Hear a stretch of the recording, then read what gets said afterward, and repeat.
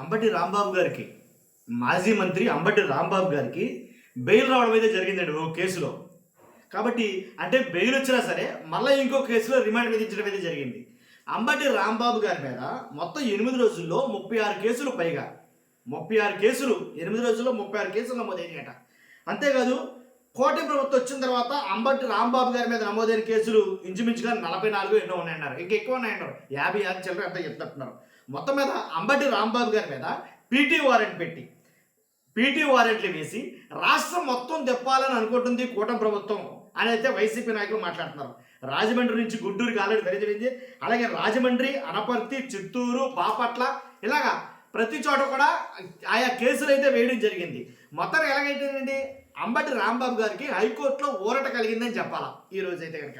ఎందుకంటే 35 కేసులను క్వాష్ చేయమని చెప్పేసి అంబటి రాంబాబు గారు 35 కేసులను క్వాష్ చేయమని చెప్పేసి ఓ లంచ్ మోషన్ అయితే కనుక దాఖలు చేయడం అయితే జరిగింది. కానీ 35 కేసుల్లో దానికి అనుగుణంగానే ఈ 35 కేసుల్లో కూడా ఎలాంటి అరెస్టు చేయొద్దు, కంగారు పడొద్దు మీరు కాబట్టి అని హైకోర్టు ఒక ఆదేశం ఇవ్వడం జరిగింది. 41A నోటీసులు ఇచ్చి విచారించాలని హైకోర్టు ఆదేశించింది. 35 కేసులకు సంబంధించి క్వాష్ పిటిషన్పై విచారణ మార్చి 2వ తారీఖు అనుకుంటా. తదుపరి విచారణ మార్చి 2వ తారీఖుకి వాయిదా వేయడం జరిగింది. కాకపోతే కోర్టు అడిగిన మాట ఏంటంటే ఒకే విషయంపై ఇన్ని ఇంకా 35 ఎన్నో చెప్తున్నారు మీరు, ఒకే విషయంపై ఇన్ని ఎఫ్ఐఆర్లు నమోదు చేయడం ఏంటి అని అడిగింది. దానికి ప్రభుత్వం ఏం చెప్తుంది, రకరకాల ప్రాంతాల నుంచి వేరే ప్రాంతాల నుంచి కేసులు వేయడం జరిగింది అనేది చెప్పడం జరిగింది. ఇదంతా ఒక ఎత్తు. ఆయనకు ఊరట కలిగిందా లేదా ఇంకా పీటీ వారెంట్లు ఉన్నాయంటున్నారో, ఒకవేళ దీంట్లో అయితే బెయిల్ వచ్చింది, మరలా ఇంకో కేసులో రిమాండ్ విధించారు, దీనికి కూడా బెయిల్ వస్తే ఇంకా 2 పీటీ వారెంట్లు ఉన్నాయన్నారు. కాబట్టి అవి కూడా అవ్వాలి కదా. కాబట్టి ఈ రకంగా అంటే ఇప్పుడు నాది ఒకటేనండి, డైరెక్ట్గా క్వశ్చన్ అడుగుతాను నేను. ప్రజలు గమనిస్తున్నారంటారా? ప్రజలు ఇదంతా ఆలోచిస్తారంటారా? మాట్లాడుకుంటారంటారా దీని గురించి? నాకు తెలియదు. ఎందుకంటే అసలు ఈయన మీద కేసులు ఎందుకు పెట్టాల్సి వచ్చింది, కారణం ఏంటి, ఎందుకని పెట్టాల్సి వచ్చిందో మీకు అందరికీ తెలుసు. వాస్తవంగా అయితే కనుక ఏదైతే ఈయన ఒక ఫ్లెక్సీని పట్టుకుని మహాపాపం అనే ఏదో ఒక ఫ్లెక్సీని పట్టుకుని ఇలాంటి ఫ్లెక్సీలు వేయడం వల్ల లేనిపోయిన అల్లర్లు జరుగుతాయి, ఇది మా పార్టీని మీరు ఏదో దెబ్బతీసేటట్టుగా ఈ ఫ్లెక్సీలు పెట్టారు, పైగా అతిగతి లేని ఫ్లెక్సీలు, ఎవరు పెట్టారో తెలియదు, ఎవరు ఇచ్చారో తెలియదు, కానీ ఇలాంటివి చట్టించిన నేరం అని ఈ ఫ్లెక్సీ మీరు తీస్తారా తీరా, ఇంకొక 24 గంటలు తీయకపోతే మేమే తెస్తాం, నేనే వచ్చి చింపేస్తానని మాట్లాడాడు. ఆయన వెళ్ళింది లేదు, చింపింది లేదు. ఒక గుడికి వెళ్ళి ఒక కార్యక్రమం ఎంతో ఆ గుడికి వెళ్ళి అక్కడికి వెళ్ళి ఆలయానికి వెళ్ళి వస్తుండగా దాడి అయితే జరిగింది ఆయన మీద. రాష్ట్ర ప్రజలు అందరూ చూశారు ఈ విషయాన్ని.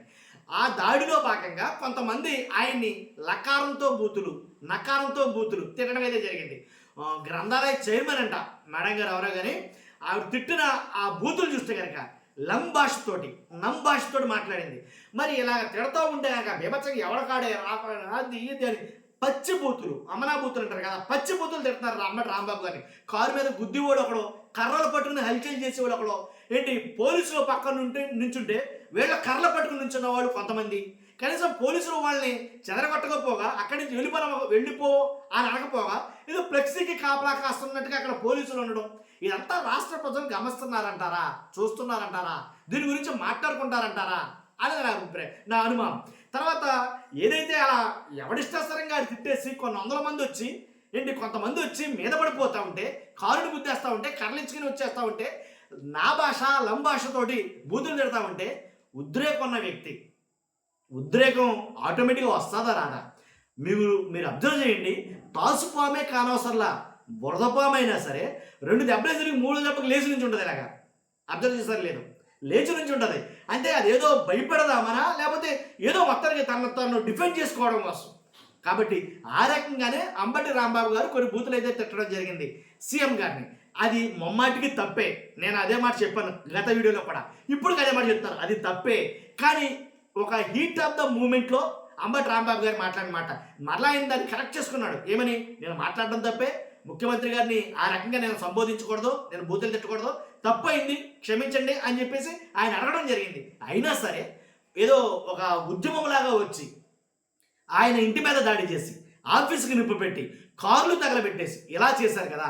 మరి నేను అడిగేది ఒకటే సూటిగా, ప్రజలు ఆలోచిస్తున్నారో లేదో కానీ గ్రంథాలయం చైర్మన్ అని అంటున్నారు కదా మేడం గారు, లంభాష నంభాష మాట్లాడి నోటికి ఎదుస్తుంది రారా అని నేను ఆ బూతులు తిట్టట్లే, ఆ బూతులు తిట్టి పిలిచి ఏంటి చెయ్యి నరికేస్తానని ఒకడు, తల తీసేస్తానని ఒకడు. కానీ వీళ్ళందరూ మాట్లాడుతున్నారు సార్, ఈ గ్రంథాలయం చైర్మన్ గారి మీద కేసు ఏమైనా పెట్టారా? ఆవిడ్ని కేసు పెట్టి అరెస్ట్ చేయడం జరిగిందా? లేదు. అక్కడికి వచ్చిన వాళ్ళలో ఎంతమంది మీద కేసులు పెట్టారు? కర్రలు ఇచ్చుకుని రెచ్చగొట్టడానికి వచ్చిన వాళ్ళ మీద ఎంతమంది మీద కేసులు పెట్టారు? తర్వాత ఏదైతే బూతులు తిడుతూ నానా వీరాంగం హల్చల్ చేశారు కదా, వాళ్ళ మీద ఎవరి మీద కేసులు పెట్టారా? వీటన్నిటి గురించి ప్రజలు మాట్లాడుకుంటారా, మాట్లాడుకోరా? నాకు అది అర్థం కాదా. దీని గురించి ఆలోచిస్తారంటారా? అంటే అధికారం ఉంది కదా అని, అధికారంలో ఎవరుంటే వాళ్ళు ఇలా చేయొచ్చా అంటే టీడీపీనే కాదు, జనసేన కాదు, వైసీపీనే కాదు, ఏ పార్టీ అయినా కానీ, ఏ పార్టీ అధికారంలో సరే వైసీపీ చేసినా తప్పే కదా, ఇది వాళ్ళ అధికారంలో కూడా ఇలా చేసినా తప్పే కదా. కాబట్టి దీని గురించి ప్రజలు మాట్లాడుకుంటారా, మాట్లాడుకోరా? మీరేమనుకుంటారో మీ అభిప్రాయం తెలుసుకోవాలనుకుంటున్నాను. ఫస్ట్ ఎందుకంటే మీ అభిప్రాయం తెలియజేయండి. దీని మీద అంబటి రాంబాబు గారికి బెయిల్ వచ్చిందా లేదని, దీంట్లో బెయిల్ వచ్చింది, దాంట్లో కూడా బెయిల్ వస్తుంది, ఆటోమేటిక్గా బెయిల్ వస్తుంది, రాకుండా పోదు, వచ్చిన తర్వాత ఆయన ఎలా బయటకు వస్తాడు. కానీ జరిగిన సంఘటన సన్నివేశాన్ని ఒక్కసారి ఆలోచించండి. రాజకీయంగా ఎలాంటి లబ్ధి చేకూరుతుంది రాజకీయ పార్టీలకి?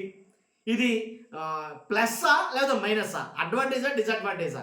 అసలు ఆలోచించుకోరా రాజకీయ పార్టీలు? ఒకసారి మీరు ఆలోచిస్తే ఖచ్చితంగా కామెంట్ రూపంలో మీ అభిప్రాయం తెలియజేయండి. ఫస్ట్ అయితే లైక్ చేయండి, ఎందుకంటే వాస్తవాలు ప్రజలకు చేరాలి కాబట్టి. మీ అభిప్రాయం ఖచ్చితంగా తెలియజేయండి. Thank you very much.